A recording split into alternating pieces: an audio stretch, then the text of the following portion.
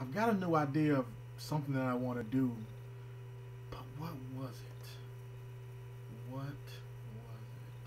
Ah! Anime review. I want to do a review of the anime series Clannad. Now, for those of you who haven't seen Clannad, stop right now, because I'm going to be saying some spoiler things in here. And the show is actually very sad, but at the same time it's funny. It's an overall good show. So if you haven't seen Clannad, stop watching. If you have seen Clannad, please watch this and comment and rate and all that type of stuff. And tell me why I went wrong when I was doing this review. Because this is one of my favorite animes. And here we go. What I want to do is I want to give you a quick rundown of the characters first before I get into the series itself, because it's actually done in two parts. You have Clannad, which is the first series, and Clannad After Story, which is the second series, and then they have various spin-off episodes. But I want to just get into the characters first before I get into the show itself. This enchanting tale of love and sadness centers around 17-year-old Tomoya Okazaki. He's kind of looked at as a delinquent because of some things that happened in his past, and his relationship with his father is, in a word, shitty. He attends high school.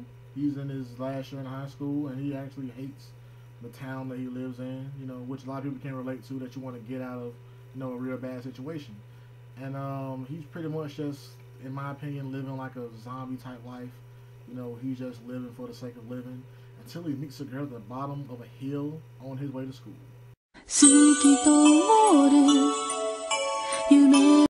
Dango, dango, dango, dango, dango, big dango family. Enter Nagisa Furukawa. She is a repeater because of a sickness that she has, and the sickness plays a very, very, very big vital role in the series itself, but I'll explain that later. She is a very, very shy, timid girl, you know what I'm saying, not really confident in herself, but he meets her at the bottom of a hill, and she's talking to herself, and when she gets nervous, she shouts out food that she likes, you know, and she'll promise to get it for herself later on.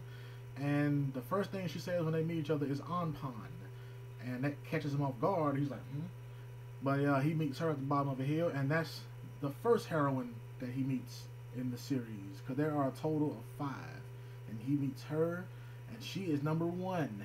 Let's go to number 2. Now, this isn't done in any particular order. I'm just naming the girls, you know, so don't think that he meets them in this order. But the next girl that I want to mention is Kyo Fujibayashi. Now, Kyo is probably my favorite character in the whole series. And if you haven't watched the show, again, while you're watching this, no, keep watching.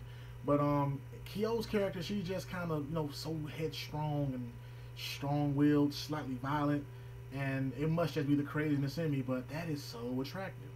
I mean, it's in one episode, I know I said I wasn't going to talk about the episodes, but forget that. In one episode, they were having a basketball game, and one of the players pissed her off, and she asked Tomoya, was it a foul to slam the ball into somebody's face? That chick, hands down, is a dude's chick. You know what I mean? She's just really that down-to-earth chick, and she's probably my favorite character out of the show. She's also a twin. Thought I should mention that. She's a twin, and she is one of Tomoya's friends who he met in his junior year of high school. Next up on this list is the school genius, Katomi Ichinose. Now, I like Katomi's character, you know, because I felt like you had to have that one smart girl out of that bunch. You know, typical, you know, harem type style. You know, you gotta have, you know, a smart character, the big boob character, you know, idiot character, you know, which is usually the big boob character. But Katomi's character, to me, displayed much more than just being a typical smart character. She had a broken background, you know, even comic type things, you know, the whole thing with the violin, if you haven't seen the show. I thought she was a real good character. You know, I felt like her background should have been played on even more, you know, to see what happened to her in between these two eras, which I'm not going to go into. But I think she was a real good character, and she's actually a part of the little harem that Tomoya has going on. And yeah, she's a real good character. That's all I'm having to say about her for now, without going into too much detail about the show. Next character is the new transfer student who just came into the school, Tomoyo Sakagami. Now, I can relate to Tomoyo's character the most because she lets out her regression, you know, like the pain that she's feeling from her parents' situation that they got going on in the house. She lets that out, you know, by pretty much just like pounding on dumb guys. She just beats guys in the street, you know, and I can relate to that a lot, you know, because my parents went through a thing, and that's pretty much how I had to let my aggression out, just by hitting the closest motherfucker who was next to me, you know, and I'm glad I moved through that. But her character was so dynamic that she was one of the spin-offs that they gave another show to. I'm not going to talk about that show right now, but I love her character.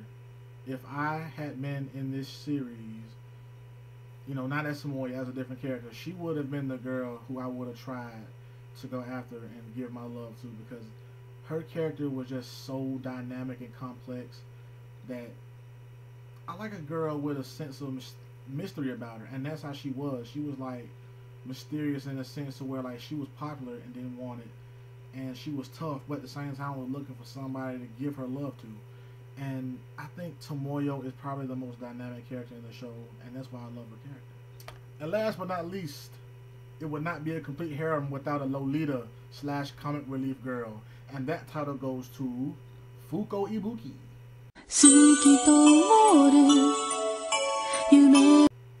Fuko is a cute little Lolita looking girl who is the same age as Tomoya, and she is very, very immature.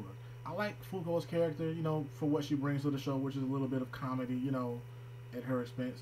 But her background is so twisted.